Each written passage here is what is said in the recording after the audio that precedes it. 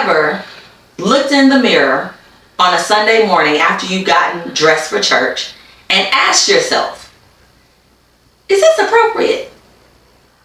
And then proceeded to walk out the door anyway and head to church?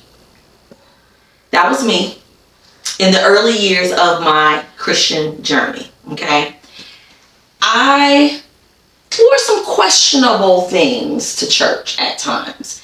I'm not going to sit here and say that I was, always wearing things that were risque or wearing things that were completely inappropriate. I'm not going to say that. Okay, there were times when I would dress in long skirts and I would have on, a button-up top, or I would wear loose-fitting slacks and I would wear a nice little blazer or something like that.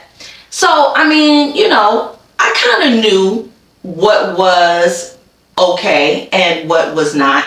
But then there were other times when, I just threw something on because I was trying to be in the house of the Lord with the rest of the saints, and I probably shouldn't have wore it, okay? One particular outfit that I remember that I wore to church was, it was a skirt, right? It was like this tan-colored, sand-colored skirt. It came to my knees, the top of my knees, and it was multi-layered.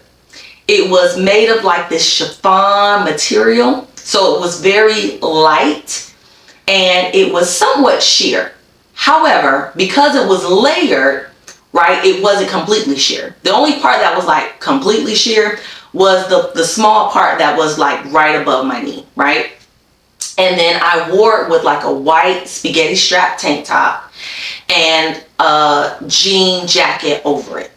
And then for my shoes, I wore like these strappy heels. You couldn't tell me nothing, okay? It was so cute, just not for church. But I did wear it a few times to church. And to be quite frank with you, I did not realize how inappropriate it was until maybe, it was like several years later, right? I still had it in my closet. I wasn't really wearing it anymore, but I just loved it, so I kept it. You know how we are, ladies. And I remember pulling it out one day and I looked at it and I was like,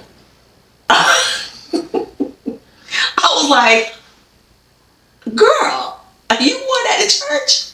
What were you thinking? And so today, as I sit here and I reflect on my early years in the church, my early years as a Christian, and some of the mistakes that I made, some of the things that I did, such as wearing questionable outfits to church, I realized that there are plenty of people today who are in that position, who are in that place, particularly those who are, young. They're like in their early 20s, maybe they're in their early 30s. And those who are new to the faith, right? There's this, huge controversy, huge debate about what should and should not be worn to church. And I'll say two things, okay? One, if you are a seasoned saint, okay, you're a mother of the church, right? You are a leader and you're seeing a certain individual or you're seeing certain people come to church and they're wearing things that, just aren't reflective of Christ. They're not reflective of, who they are as a young lady or as a gentleman in the kingdom. Before you say anything to them, before you pull them to the side, you need to ask yourself, what type of relationship do I have with this person? Do I have a connection with them? Because my Archbishop has always told us that correction without a relationship leads to chaos. Okay? I don't know about you, but when I'm out in public, let me not say me, because I think I take correction pretty well. But most people, when they're out in public, when they're out and about, they don't want a random stranger approaching them, trying to correct them about something that they're doing. Okay? Most people will either ignore them, look at them crazy, and God forbid, will tell them off. Okay? So just think about how that doesn't change just because you're in church. It doesn't change. You know, if you don't have a relationship with that person or a connection with that person, they probably won't be as receptive. Even though what you're saying is right, they probably aren't going to be receptive to what you're saying. So it's probably best that someone that knows them, someone that has a relationship with them, someone that is connected with them, they'd be the ones to pull them to the side and tell them, hey, you know, maybe you want to consider wearing a skirt or dress that's a little bit longer, a little bit looser, okay? Maybe you want to consider wearing a blazer over your top. Maybe you want to consider wearing a tank top underneath your dress or whatever it is, so that way, you know, you're not, you know, showing so much cleavage, right?